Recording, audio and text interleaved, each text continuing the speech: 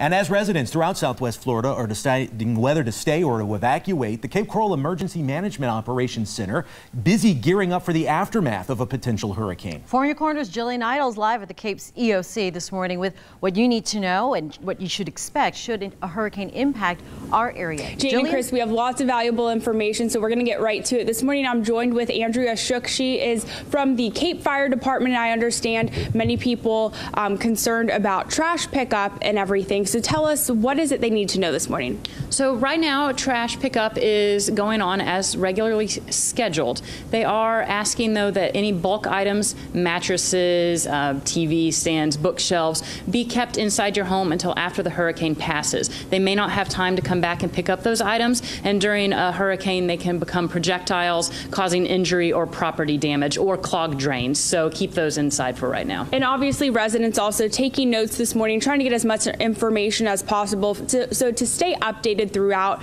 any potential hurricane. Where is it they can get the latest information in Cape Coral?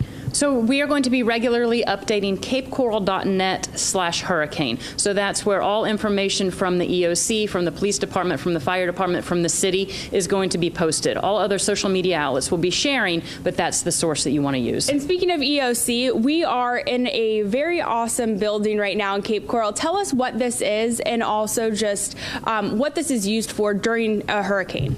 So this is the operations room. So it's when the EOC is activated for an emergency situation such as this hurricane, that everybody gathers so the information can be exchanged, resources can be divvied out. All right. Well, thank you so much for joining us this morning, providing all this information. Of course, we're going to have everything that Andrea just mentioned on our website, too. That's fox4now.com. So if you did miss any information, you can get it there as well. And we'll have even more for you coming up later in our morning show. But for now, reporting live in Cape Coral, Jillian Idle, Fox 4 in your corner. A lot of people want to know about their trash pickup. Thanks, Jillian.